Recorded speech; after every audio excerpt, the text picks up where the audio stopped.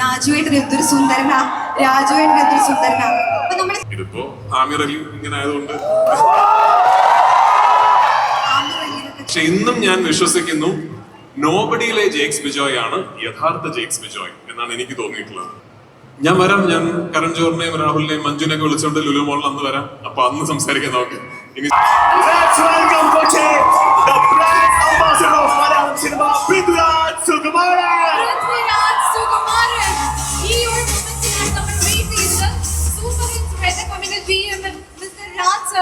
ഏറ്റവും സ്നേഹത്തോടെ വേദിയിലേക്ക് ക്ഷണിക്കുന്നു.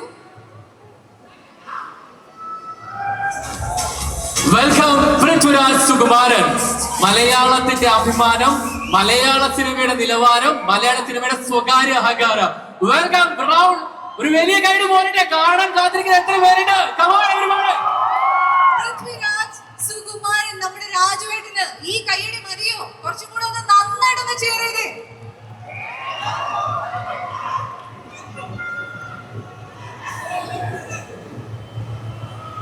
നമസ്കാരം കൊച്ചി. ഒരുപാട് പേരോട് നന്ദി പറയാനുണ്ട് ഈ ഒരു ഈവനിങ്. അത് തുടങ്ങുന്നത് നിങ്ങളിൽ നിന്നാകാം. Thank you all for being here. ഇതൊരു ഹോളിഡേ അല്ല, ഒരു അവധി ദിവസമല്ല, വർക്കിംഗ് ഡേ ആണ്. അപ്പോ പല കാരണങ്ങൾ കൊണ്ടും ഇന്നത്തെ ദിവസം മാത്രമേ ഇതിവിടെ നടത്താൻ സാധിക്കൂ എന്നുള്ളൊരു സാഹചര്യം വന്നപ്പോ ആദ്യം ചോദിച്ചത്, അയ്യോ അത് വർക്കിംഗ് ഡേ അല്ലേ, ആളുണ്ടാവൂ എന്നാണ്. ആളുണ്ടായി. Thank you so much. Nobody എന്നെ സംബന്ധിച്ചിടത്തോളം എനിക്ക് ഭയങ്കര സ്പെഷ്യൽ ഒരു ഫിലിമാണ്. 2 വർഷങ്ങൾക്ക് മുമ്പോ മറ്റോ ഈ സിനിമ ആദ്യമായിട്ട് ഒഫീഷ്യലി ലോഞ്ച് ചെയ്തപ്പോൾ ഞാൻ പറഞ്ഞ കാര്യം തന്നെയാണ് എനിക്ക് ഇവിടെ പറയാനുള്ളത്.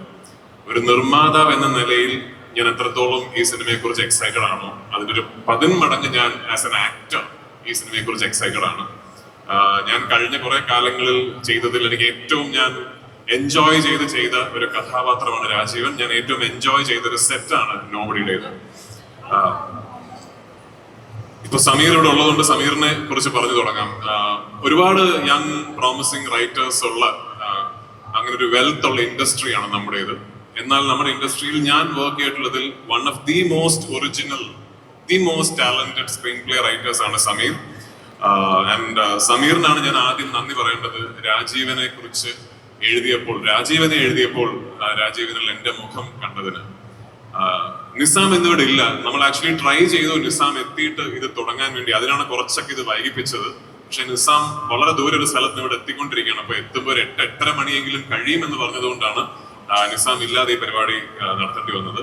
Again thanks to Nizam. ഞാൻ ഈ സിനിമ കണ്ടപ്പോൾ ഞാൻ ഏറ്റവും കൂടുതൽ എൻജോയ് ചെയ്തത് ഇതിൽ നിസാമിന്റെ ഫിലിം മേക്കിംഗ് ക്രാഫ്റ്റ് ആണ്.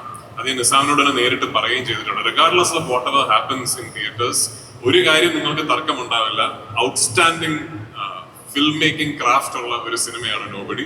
നിസാമിന്റെ ആ ഗൈഡൻസും ഡയറക്ഷനും ഇല്ലായിരുന്നുവെങ്കിൽ രാജീവനോ മീരയോ ഹക്കീം ചെയ്ത കഥാപാത്രമോ ഒന്നും തന്നെ ഈ സിനിമയിൽ ഇന്ന് ഈ രൂപത്തിൽ ഉണ്ടാകില്ലായിരുന്നു. So thank you Nizam. Of course Jakes ഇപ്പൊ എന്റെ ഒരു സുഹൃത്ത് മാത്രമല്ല, he's like family right now. ഈ സിനിമയുടെ മ്യൂസിക് ആര് ചെയ്യണം എന്നുള്ളത് നമ്മൾ കുറച്ച് കഴിഞ്ഞിട്ട് തീരുമാനിച്ച ഒരു കാര്യമാണ്. അപ്പോൾ ഞാൻ ജേക്സിന്റെ പേര് ആദ്യം നിസാമിനോട് പറഞ്ഞപ്പോൾ നിസാം എന്നോട് പറഞ്ഞു, ജേക്സ് ഇങ്ങനെ ഒരു കൺവെൻഷണൽ കമേഴ്ഷ്യൽ സിനിമകളൊക്കെ ബാക്ക് ടു ബാക്ക് ചെയ്തുകൊണ്ടിരിക്കുന്ന ഒരു മ്യൂസിക് ഡയറക്ടർ അല്ലേ, നമ്മുടെ സിനിമ ജേക്സിന്റെ ഒരു ഏരിയ ആണോ എന്നോട് ആദ്യം ചോദിച്ചു. ഞാൻ അന്ന് നിസാമിനോട് പറഞ്ഞതാണ് ഞാൻ ഇന്നിവിടെ ആവർത്തിക്കുന്നത്. ഈ കൺവെൻഷണൽ ക്ലാസിക് കമേഴ്ഷ്യൽ മാസ് സിനിമകളിൽ ജേക്സ് ബിജോയ് ഇന്ന് അബ്സല്യൂട്ട് നമ്പർ 1 ആണ്. പക്ഷെ ഇന്നും ഞാൻ വിശ്വസിക്കുന്നു നോബഡിയിലെ ജേക്സ് ബിജോയ് ആണ് യഥാർത്ഥ ജേക്സ് ബിജോയ് എന്നാണ് എനിക്ക് തോന്നിയിട്ടുള്ളത്. എനിക്ക് വർഷങ്ങളായിട്ട് ജേക്സിനെ അറിയാവുന്നത് കൊണ്ട് ഇതാണ് ജേക്സിന്റെ ഹോം ഗ്രൗണ്ട് എന്നാണ് ഇപ്പോഴും ഞാൻ വിശ്വസിക്കുന്നത്. ആൻഡ് ഞാൻ കൂടുതൽ പറയുന്ന കാരണം ജേക്സ് ചെയ്ത ആദ്യത്തെ നോബഡിയിലെ പാട്ട് നിങ്ങൾ ഇപ്പോ ഇവിടെ കേൾക്കും.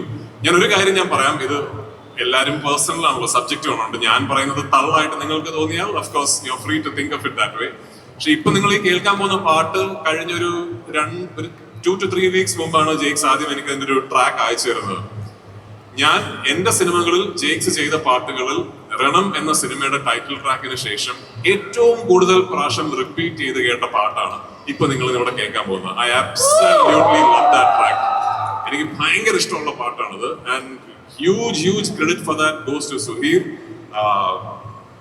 your voice is a superstar in Kerala already because Dhurandhar was a huge hit like everywhere else in Kerala as well. And I loved the track in that film that you sang. But if I had to choose one, I'm going to still choose this because what a rendition, man. Amazingly done. Thank you so much for doing this for us. എൻ്റെ co-actors ഇവിടെ ഉണ്ട്, ഹക്കീം ഉണ്ട്. ഹക്കീമിനേക്കാൾ പ്രധാനപ്പെട്ട രണ്ട് കുഞ്ഞു co-actors ഉണ്ട്, നക്ഷത്ര, ഐറ. എന്നോട് ഈ സിനിമയിലെ ഏറ്റവും നല്ല പെർഫോമൻസസ് ആരുടേതാണെന്ന് ചോദിച്ചാൽ അത് പാർവതിയുടെയോ എന്റെയോ ഹക്കീമിന്റെയോ ഒന്നുമല്ല.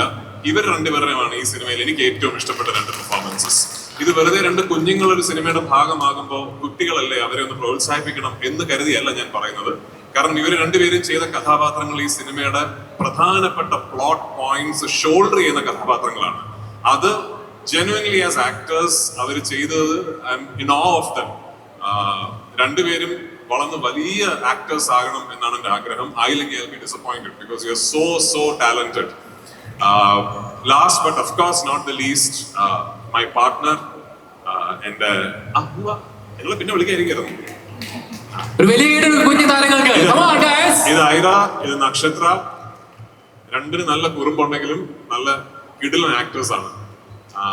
സോ പറഞ്ഞു വന്നത് last but not the least, my partners, my friends. It's strange കാരണം മുകേഷ് സാറിന്റെയും സാരഥിയുടെയും പേരുകൾ പറയുമ്പോൾ I am actually talking about a partner company E4 experiments. ഞാൻ മൂന്നാമതൊരാളോട് സംസാരിക്കുമ്പോൾ ഞാൻ ഇവര് പൃഥ്വിരാജ് പ്രൊഡക്ഷൻസിന്റെ ആൾക്കാരാണ് ഞാനിപ്പോ സംസാരിക്കുന്നത്. I am completely lost track that okay we are two different companies associating എന്നുള്ളത്. ഇത് ഞങ്ങൾ ചെയ്ത മൂന്നാമത്തെയോ നാലാമത്തെയോ സിനിമയാണ്. They are the absolute best partners I could have asked for. The first thing he says is, "Sir, you like it? We are doing it." എന്നുള്ളതാണ്. അത് പറച്ചിൽ മാത്രമല്ല, true blue film lovers ആണ് ഈ പ്രൊഡ്യൂസേഴ്സ്. കാരണം ഒരു സിനിമയുടെ സ്ക്രിപ്റ്റ് വായിച്ച് അത് മനസ്സിലാക്കി അതിനെന്ത് വേണോ ആ പൈസ ചെലവാക്കി അത് ആ സ്കെയിലിൽ ആ സിനിമ ചെയ്യണം എന്ന് വിശ്വസിക്കുന്ന ഡ്രീം പാർട്ട്നേഴ്സ് ആണ് E4 experiments. Thank you for the trust sir. Thank you for the association. ഇനിയും ഉണ്ടാകും പൃഥ്വിരാജ് പ്രൊഡക്ഷൻസും E4 എക്സ്പീരിയൻസും തമ്മിൽ സിനിമകൾ. ഉടനെ തന്നെ നിങ്ങൾ അതിനെക്കുറിച്ച് കേൾക്കുകയും ചെയ്യും. ഈ വരുന്ന 9-ാം തീയതി ഈ സിനിമ ലോകമെമ്പാടുമുള്ള തിയേറ്ററുകളിൽ എത്തും. സമീർ പറഞ്ഞ പോലെ വലിയ പ്രത്യേകതകളൊന്നും ഞങ്ങൾ ആരും അവകാശപ്പെടുന്നില്ല. പക്ഷെ ഐ ട്രൂലി ബിലീവ് ഇതൊരു എൻഗേജിങ് എന്റർടൈനിങ് സിനിമയാകും എന്നുള്ളത്. വളരെ പണ്ട് ഞാൻ പറഞ്ഞൊരു കാര്യമാണ് എനിക്ക് സിനിമയെ കുറിച്ച് പറയാനുള്ളത്. വളരെ സുപരിചിതമായ കഥാസാഹചര്യങ്ങൾ ഒട്ടും സുപരിചിതമല്ലാത്ത രീതിയിൽ പറയുന്ന ഒരു സിനിമയാണ് ഐ നോബഡി. ഈ സിനിമയെ കുറിച്ച് എനിക്ക് ഇതിനപ്പുറം പറയാൻ പറ്റൊന്നുമില്ല. Thank you to all my co actors, co technicians, everyone who was part of this project. Once again ഇന്നിവിടെ എത്തിയതിന് നിങ്ങളോട് എല്ലാവരോടും ഒരു വലിയ നന്ദി, ഒരുപാട് സന്തോഷം. See all the theatres on the 9th of July. Thank you. രാജുവേട്ടാ, ഒരു ചോദ്യം ചോദിക്കാനുണ്ട്. രാജുവേട്ടാ, ഞാൻ ഇവിടെ നിന്നപ്പോ കുറെ ആൾക്കാർ പറയുന്നത് കേട്ടു, രാജുവേട്ടൻ എന്തൊരു സുന്ദരനാ, രാജുവേട്ടൻ എന്തൊരു സുന്ദരനാ. അപ്പൊ നമ്മുടെ ചെറുപ്പത്തിലാണെങ്കിലും സ്വപ്നക്കൂട്, പോക്കിരി രാജ, അങ്ങനെ എല്ലാ സിനിമയിലും അന്നിരിക്കുന്ന പോലെ തന്നെയാണ് രാജുവേട്ടൻ ഇന്നും ഇരിക്കുന്നത്. എന്താണ് രാജുവേട്ടന്റെ ബ്യൂട്ടി സീക്രട്ട്? അന്നിരിക്കുന്ന പോലെ അല്ല, ഇപ്പൊ പ്രായമായി, 41 വയസ്സായി. ഞാൻ യൂഷ്വലി ആ പെർട്ടിക്കുലർ ടൈമിൽ ചെയ്യുന്ന സിനിമയുടെ കഥാപാത്രം എന്താണോ അതിന്റെ ലുക്കിലാണ് ഉണ്ടാകാറുള്ളത്. ഇതിപ്പോ ആമിർ അലി ഇങ്ങനെ ആയതുകൊണ്ട്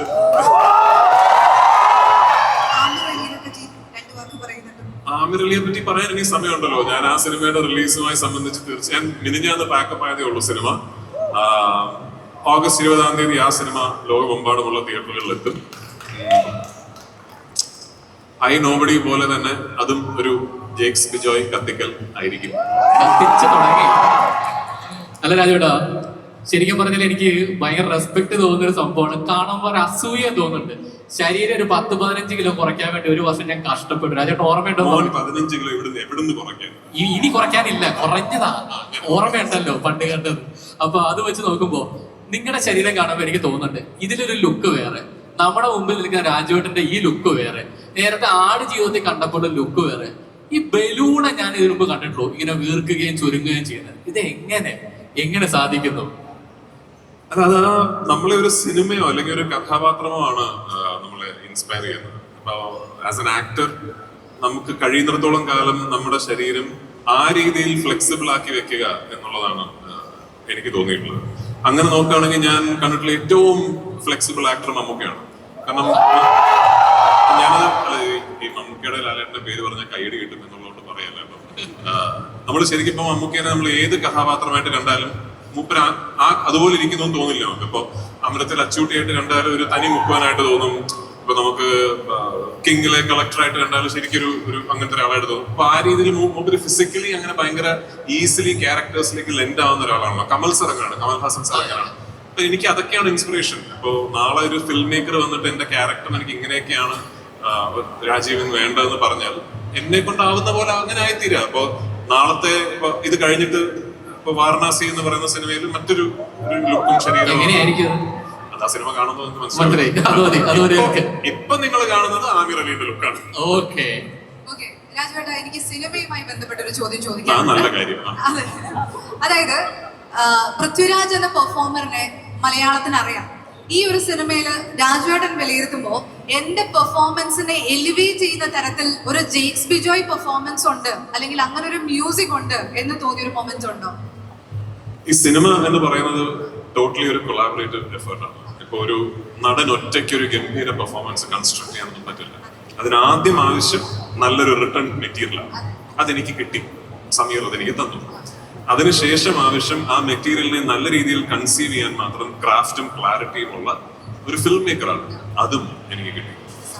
പിന്നെ ആ പ്രോജക്റ്റിലേക്ക് ഒത്തുചേരുന്ന മറ്റ് ടെക്നീഷ്യൻസ്, അവരവരുടെ ഡിപ്പാർട്ട്മെന്റ്സ്, അവരവരുടെ ക്രാഫ്റ്റുകൾ കൊണ്ട് ആ റിട്ടേൺ മെറ്റീരിയലിലേക്ക് സംവിധായകനെ പോലെ തന്നെ കോൺട്രിബ്യൂട്ട് ചെയ്യുന്ന ടെക്നീഷ്യൻസ്, അതും ദൈവം സഹായിച്ച ഈ സിനിമയ്ക്കുണ്ട്.